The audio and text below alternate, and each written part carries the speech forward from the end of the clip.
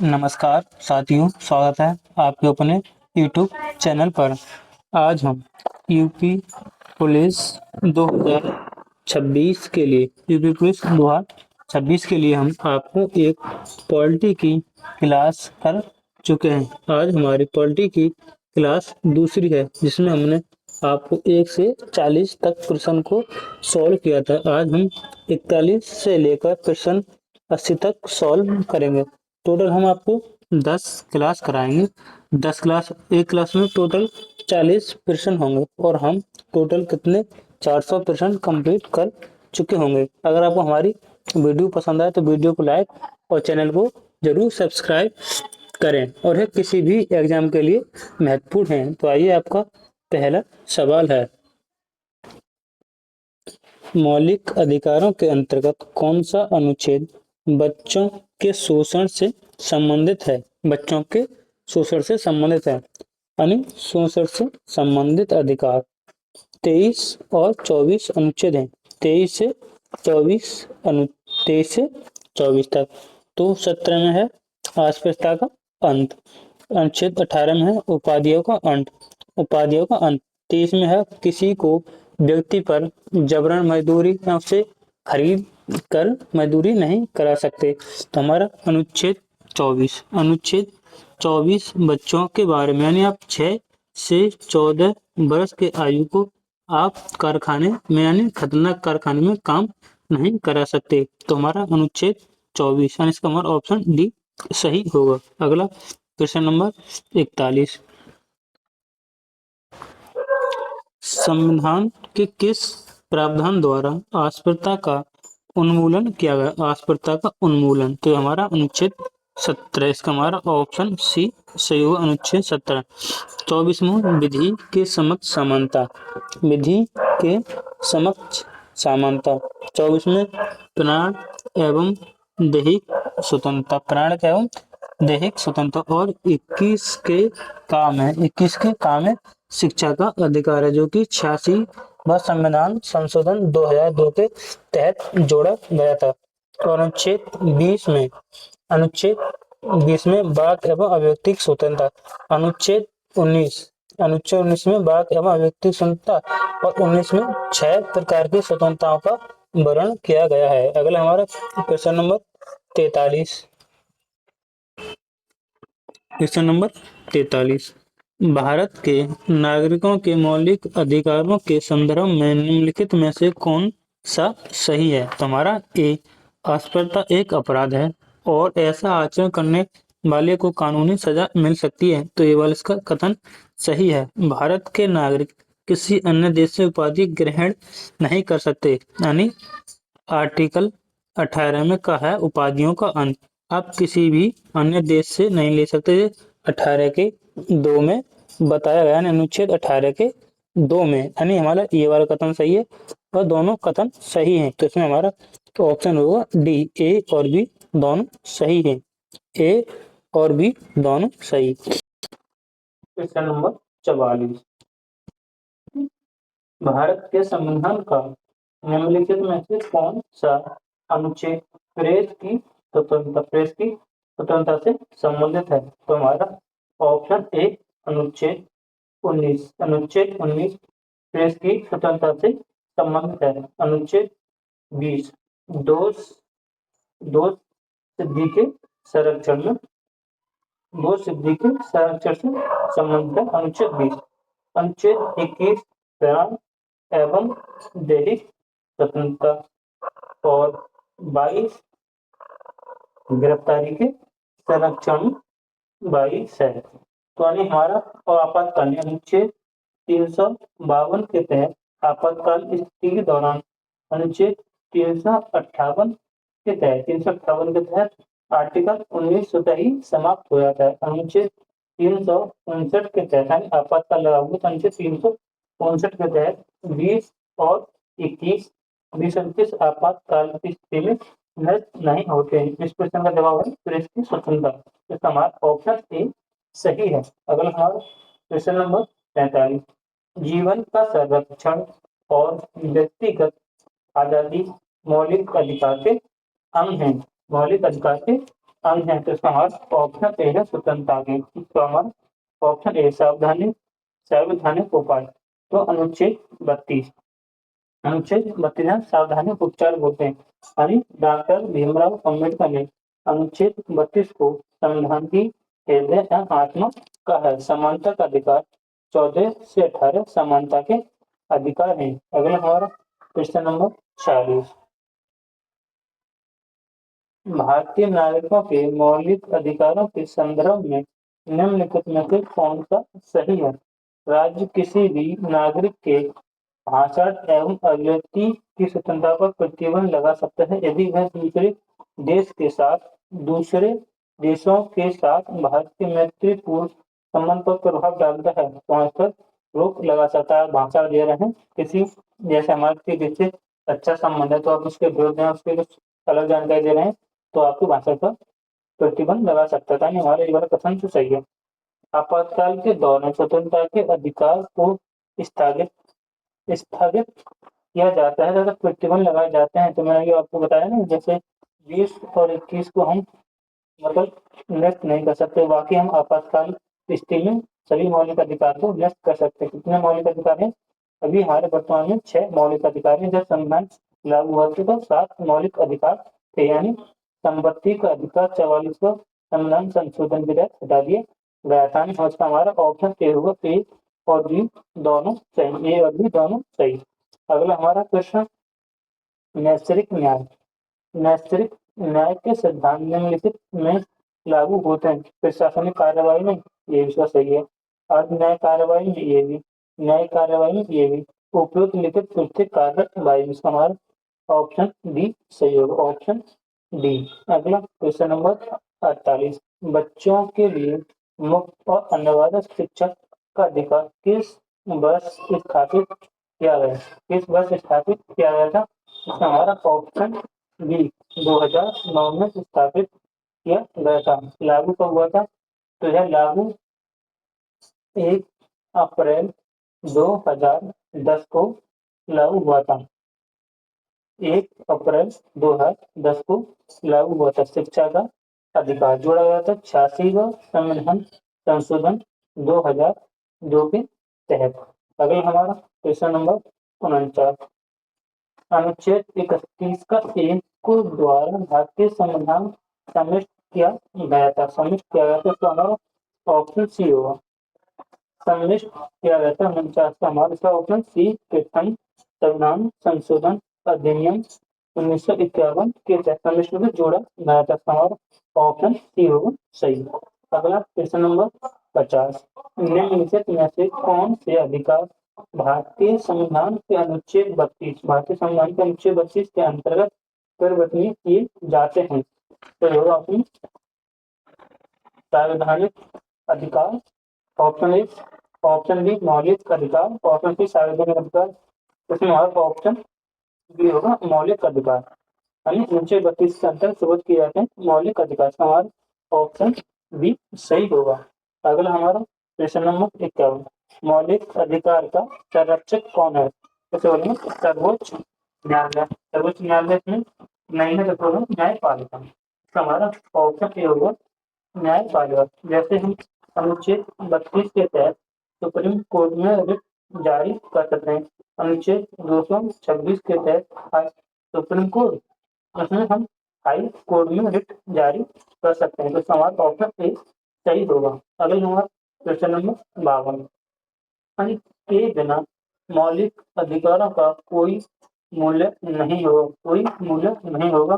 शोषण के विरुद्ध अधिकार जो है अनुच्छेद 23 से 24 है। सार्वजनिक उपचार का अनुच्छेद अनुच्छेद 32, स्वतंत्रता का अधिकार अनुच्छेद 19 से 22 तक। ये ऑप्शन बी सार्वजनिक उपचार का अधिकार, यानी मौलिक अधिकार का कोई मूल्य नहीं होगा जहाँ सार्वजनिक उपचार नहीं। सार्वजनिक संबंधी अनुच्छेद 32 के तहत आप सुप्रीम कोर्ट और हाई कोर्ट में जा सकते हैं। हमारा ऑप्शन जी होगा। अगला क्वेश्चन नंबर 53, संपत्ति का अधिकार। संपत्ति का अधिकार है, पहली संपत्ति का अधिकार यह एक मौलिक अधिकार था। कौन सा मौलिक अधिकार? फिर 44वां संविधान संशोधन 1978 के तहत इसे विधिक अधिकार बना दिया। इसका हमारा ऑप्शन सी होगा 53 का सी। अगला हमारा क्वेश्चन नंबर 54, संपत्ति के मौलिक अधिकार को कब समाप्त किया गया था? तो इसका आंसर आपको कमेंट बॉक्स में करना है, कब समाप्त किया था। कमेंट बॉक्स में जरूर बताना है। इसको है ना फॉर्म वर्ग 44 का कौन सा होगा, ठीक है। अगला क्वेश्चन नंबर 55, 6 वर्ष की आयु से 14 वर्ष की आयु के बीच सभी बच्चे शिशुओं को शिक्षा का अधिकार है। शिक्षा का अधिकार को राष्ट्रीय नीति मेरे सिद्धांत में सम्मिलित नहीं। ये तो हमारा भाग 4 में DPSP में है, तो इसका हमारा ऑप्शन होगा डी, मूल अधिकार है। इसका ऑप्शन डी, मूल अधिकार। अगला हमारा क्वेश्चन नंबर 56,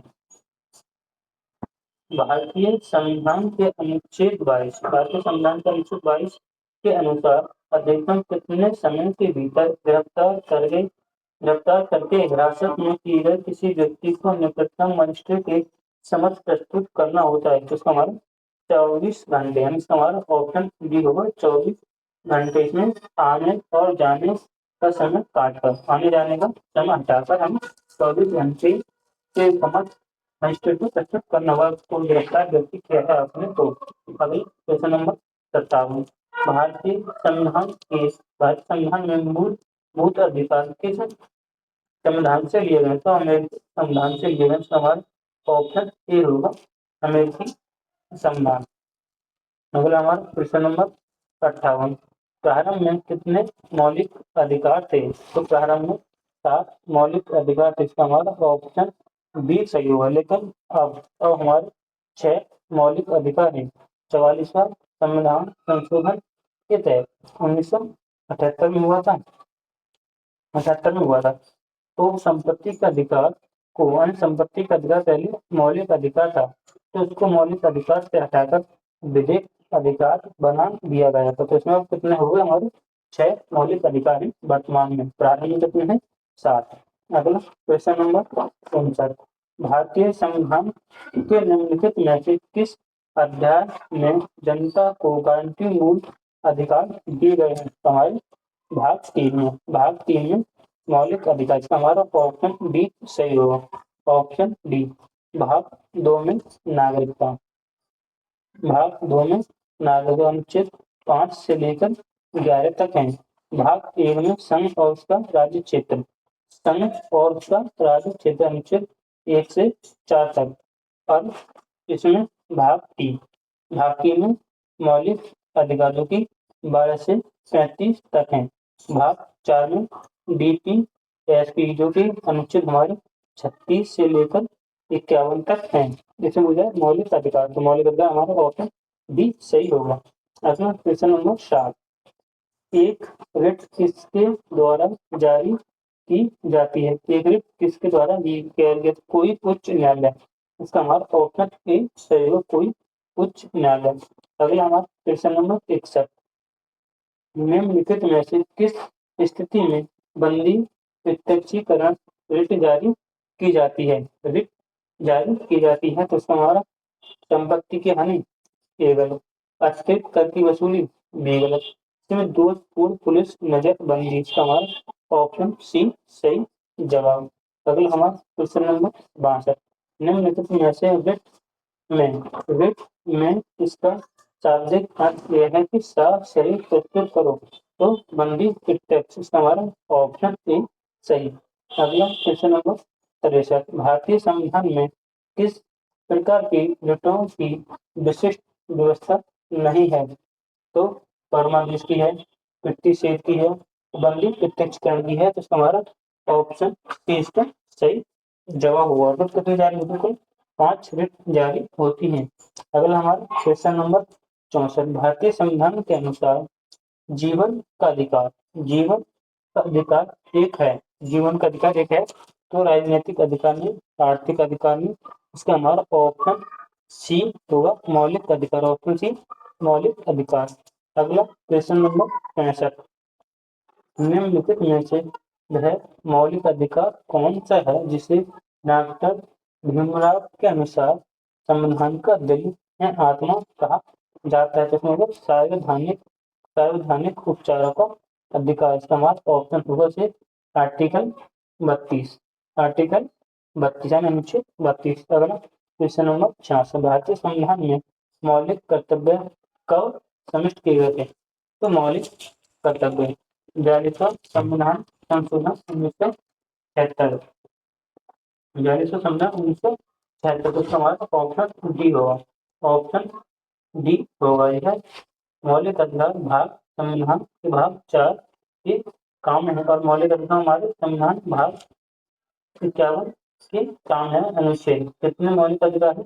11 मौलिक अधिकार। 11वां मौलिक अधिकार 86वां संविधान संशोधन 2002 के तहत जोड़ा गया था। कौन सा? शिक्षा का अधिकार। अगला हमारा क्वेश्चन नंबर 63, मौलिक अधिकार निलंबित किए जा सकते हैं राज्यपाल द्वारा। मौलिक अधिकार निलंबित किए जा सकते हैं, तो राज्यपाल द्वारा नहीं, विधि मंत्री द्वारा नहीं, प्रधानमंत्री द्वारा नहीं। हमारा ऑप्शन बी होगा, राष्ट्रपति द्वारा। अगला हमारा क्वेश्चन नंबर 68, निम्नलिखित में से कौन से अनुच्छेद में समता का अधिकार है? समता का अधिकार है, तो इसका हमारा ऑप्शन ए होगा, अनुच्छेद 14। अनुच्छेद 14। 19 में वाक एवं अभिव्यक्ति की स्वतंत्रता, 20 में मैंने आपको बता दिया, और 21वीं बता दिया है। क्वेश्चन नंबर 69, निम्नलिखित में से कौन सा मूल अधिकार केवल भारत के नागरिकों को भारतीय नागरिकों के लिए है? केवल एक मूल अधिकार, तो जीवन एवं अभिव्यक्ति की स्वतंत्रता, ये तो हम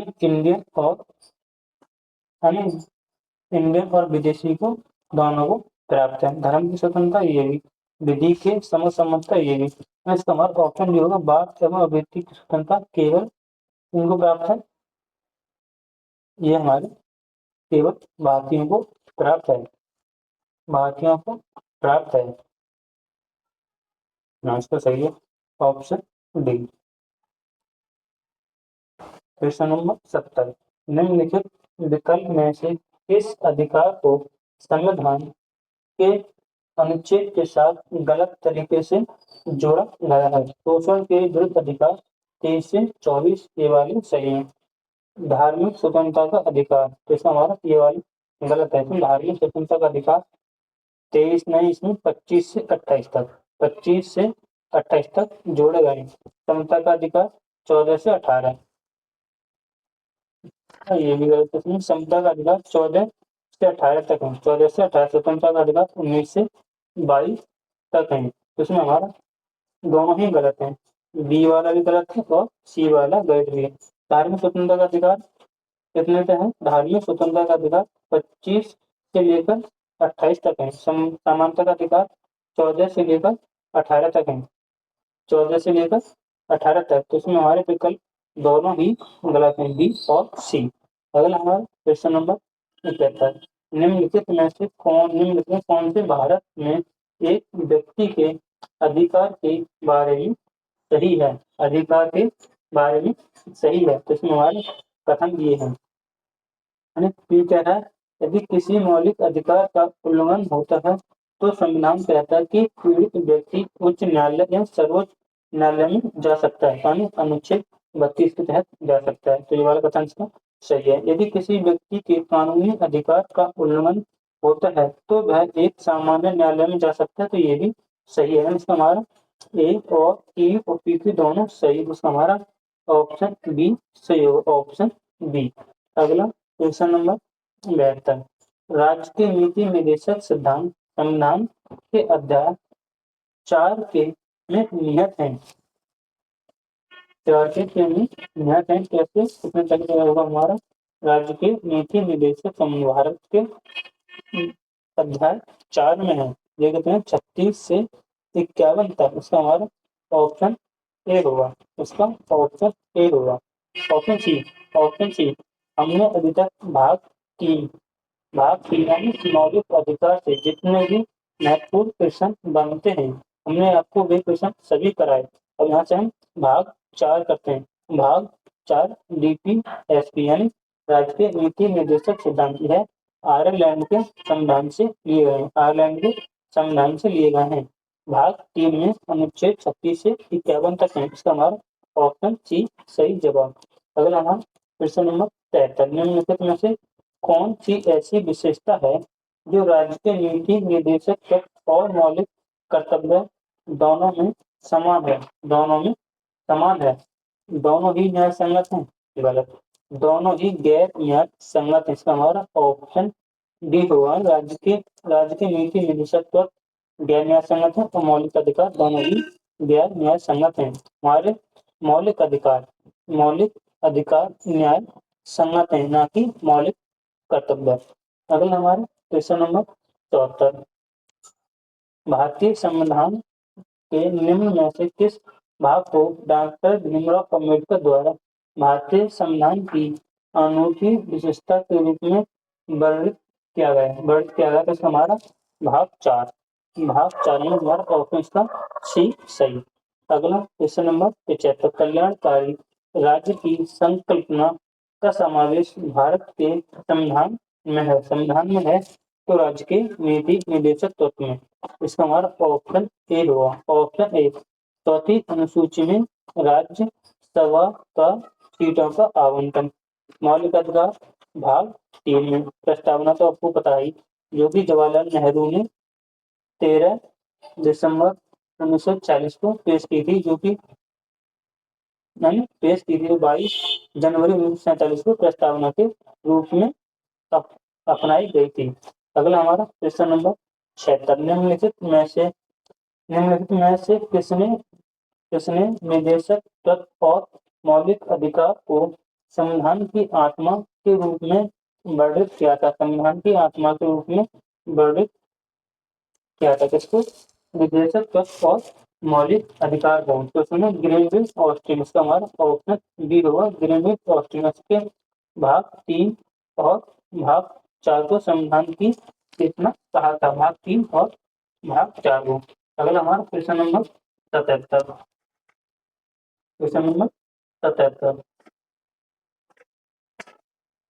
सामाजिक व आर्थिक उन्नति के लिए राज्य को संबोधित किए गए निर्देश हैं। इसमें हमारे ये वाला भी सही नहीं, यह न्यायालय में परिवर्तनीय है, नहीं अपरिवर्तनीय। इसमें दोनों ही हमारे कथन गलत है। उसका हमारा ऑप्शन डी होगा।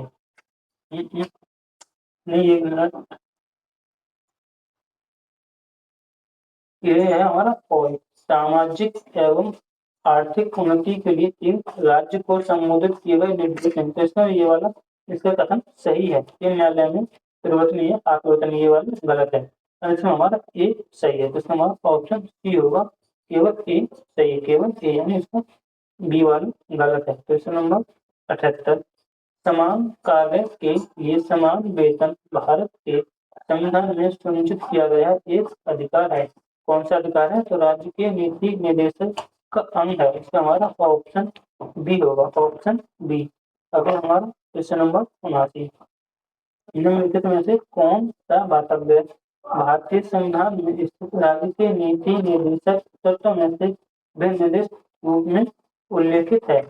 तो इसका हमारा एक मिनट, इसमें कथन दिए हो ना, इसमें कथन, तो ये कथन क्या कह रहा है? इसमें पुरुष और स्त्री दोनों का समान कार्य के लिए समान वेतन। तो ये होगा सही है, ये वाला तो इसमें कथन सही है। पुरुष और स्त्री कानून का स्वास्थ्य और शक्ति का तथा बालकों को सुकुमार अवस्था में दुरुपयोग न हो और आर्थिक आवश्यकता से विवश होकर नागरिकों के ऐसे रोजगार में ना पड़े और आयु शक्ति अनुकूल न हो। इसके हमारे दोनों ही कथन सही हैं। सी यानी ए और बी दोनों सही। अगला प्रश्न नंबर 80 और आज का लास्ट प्रश्न, निम्नलिखित में से कौन सा वास्तव्य भारतीय संविधान में लिखे राज्य के नीति निर्देशक तत्वों में विनिर्देश रूप से उल्लेखित है?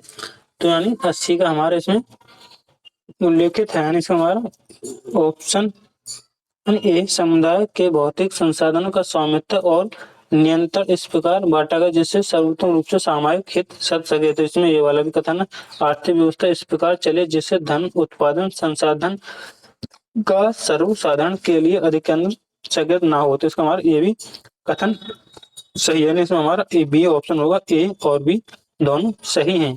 अगर आपको हमारी वीडियो पसंद है, वीडियो को लाइक, शेयर एंड चैनल को जरूर सब्सक्राइब करें। जय हिंद, वंदे मातरम।